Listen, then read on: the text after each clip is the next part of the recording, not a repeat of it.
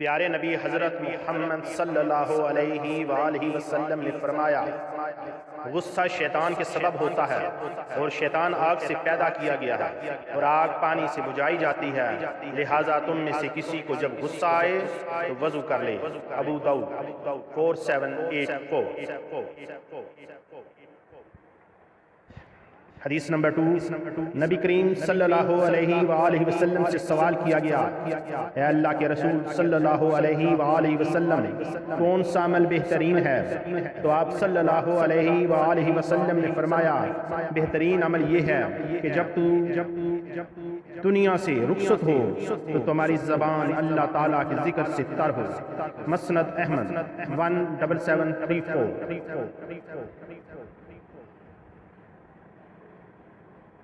صحیح مسلم 2549۔ رسول کریم صلی اللہ علیہ وآلہ وسلم نے فرمایا، سحری کھایا کرو کیونکہ سحری کے کھانے میں برکت ہوتی ہے۔ اللہ تعالیٰ قرآن پاک میں فرماتا ہے، کیا انسان یہ خیال کرتا ہے کہ ہم اس کی ہڈیوں کو جمع نہ کر سکیں گے؟